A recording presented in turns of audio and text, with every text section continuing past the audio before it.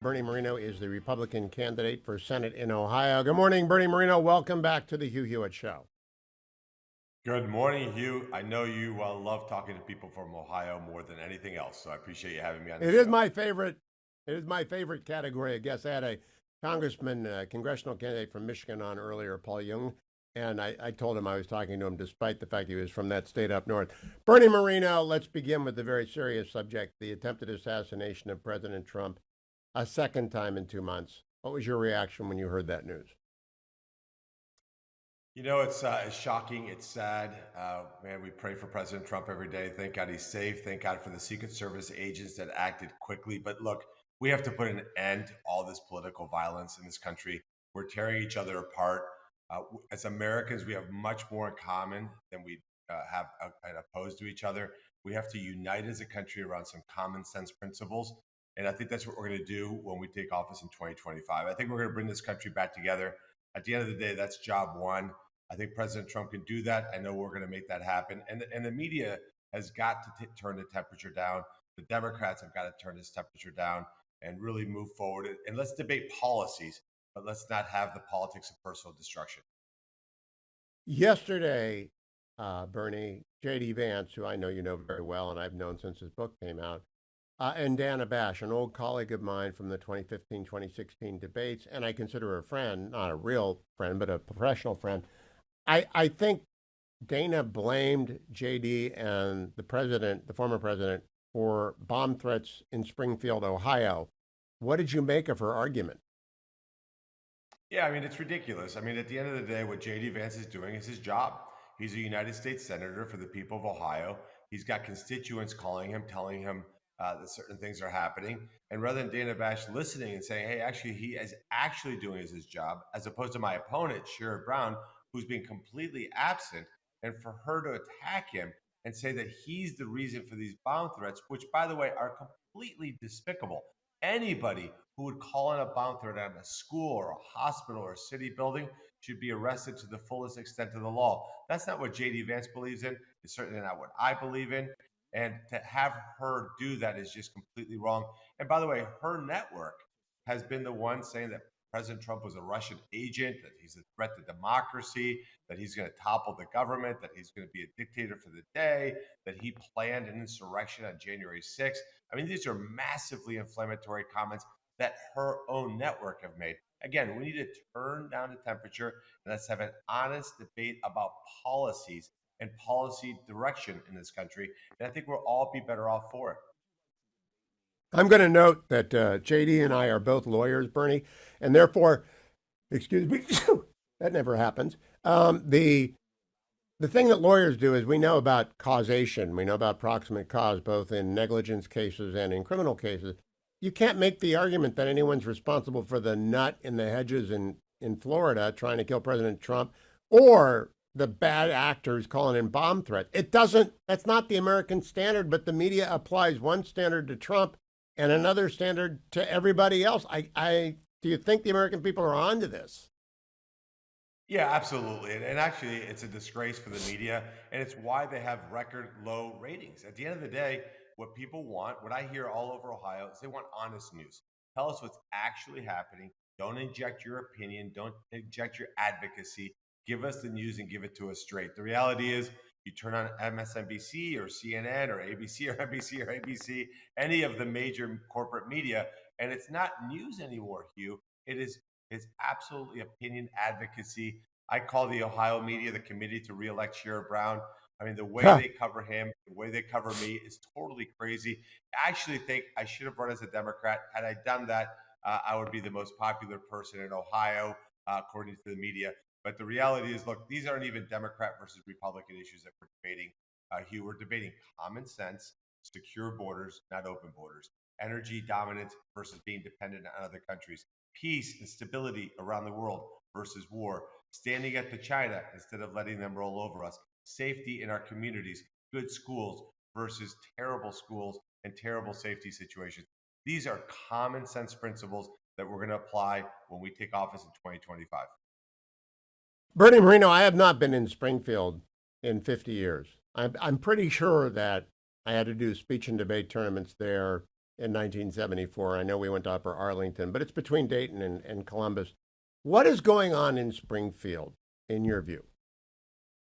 Well, it's about the same size as Warren, so give you a sense of Yeah. perspective in terms of population. So this is a small community. It's a very tight knit community, great people, good people. And one of the shames of this whole situation is that the people of Springfield have been vilified as racist or xenophobic. These are good, hardworking Americans that love this country, love their community, go to church on Sundays, and take care of their families. What's happened there is that the federal government, Kamala Harris, Joe Biden, Sherrod Brown, have allowed an unlimited number of Haitian immigrants to come into this country illegally, by the way, and then waved the magic wand of asylum and temporary protective status to shield them with some sort of fake legal status.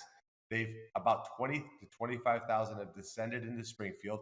We haven't had 20 to 25,000 new jobs, Hugh. We've probably had maybe 500 new jobs. And as a result, you have enormous numbers of Haitian migrants that are now dependent on our social safety net system that's intended for the United States government. I'm sorry, it's intended for American citizens. Now, I don't blame the Haitian migrants. I think any of us who are in a desperate situation like they are in Haiti would do the same thing.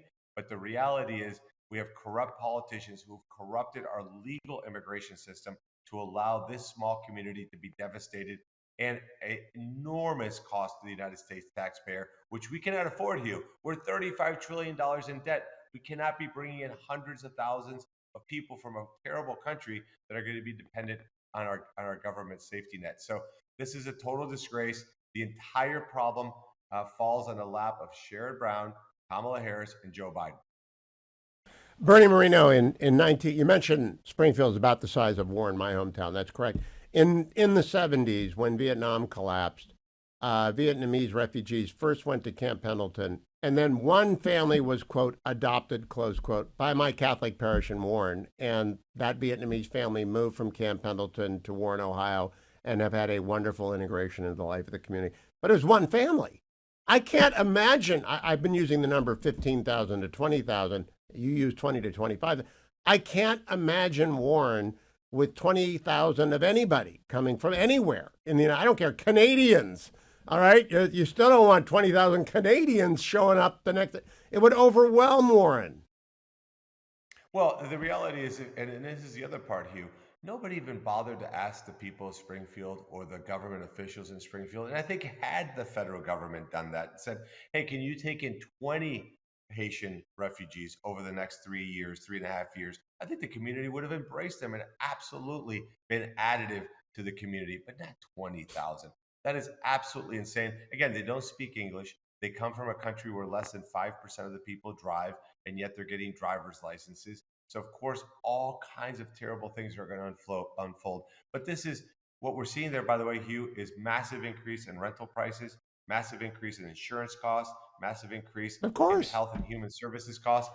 This is all the fault of a federal government that thinks less about American citizens than they do about foreign nationals. Our ultimate responsibility as an elected official is to make certain that we serve the people of this country and put their interest above all else.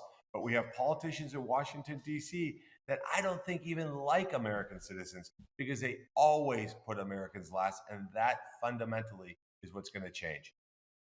Now, yesterday, I want to close with this, Bernie Moreno, and his website is berniemoreno.com. He needs help because, of course, Democrats are trying to save Sherrod Brown, and Bernie's at least even with him, and I think he's going to win. But he still needs your help at berniemoreno.com. Yesterday, to Dan Bash, Senator Vance said, when asked, have you even been to Springfield? He said, well, about 100 times. Has Sherrod Brown, is it like East Palestine, which is, no one goes when there's a tragedy? Has Sherrod Brown held a town hall in Springfield? Oh, of course not, because he's going to get asked why he bragged about extending temporary protective status to Haitians, why he called the wall racist, why he said the wall was stupid, why he voted against virtually every border security measure that President Trump put before the Congress, why he supports Kamala Harris, who, by the way, Hugh, even said that she was for U.S. taxpayer dollars going to illegals for gender reassignment surgeries. This is how radical she is. And he's endorsed her. He said that he loves her for so many reasons. but he's a political cicada. This guy's a snake oil salesman, Hugh, as you know. He will lie and do everything possible to contort his voting record to have it fit a poll that his team showed him that says, wow, Sherrod, you can't have these positions and win an election. So he's doing what Kamala Harris is doing. He's just flat out lying. This is not changing positions. He's just flat out lying about his positions. But Hugh, we're exposing him. We were down 5-8. Now we're even.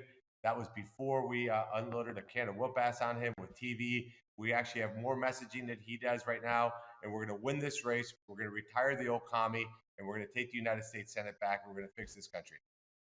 Bernie, I got time for that. I've never heard the term political cicada before. I love that because, I go to the Hill a lot. I always, when Tim Ryan was in Congress, I'd run into him almost inevitably because Tim was out and about. I have never seen Sherrod Brown anywhere, and he's been in government for 50 years. Do you think anyone in Ohio would recognize him if they bumped into him? No, well, first of all, he's got an evil twin. There's Sherrod Brown in D.C. who votes with the radical left, and then there's Sherrod Brown in Ohio that likes to talk about baseball and how he's moderate and a bipartisan and works across the aisle. Totally fake, totally contrived. He's gotten away with being able to do that until now. We are going to expose him for the radical leftist that he is. He does not represent the great people of Ohio. I will work for the people of Ohio. I will put them first. I will always be on their side. I won't be on the side of special interest groups. I'll give you one little interesting tidbit. No senator has more lobbyists working in his office than Sherrod Brown. Think about that for a second, Hugh. This guy's a total phony. Bernie Moreno, thank you for being with me. Everyone go to BernieMoreno.com. Thank you, Bernie. Keep coming back.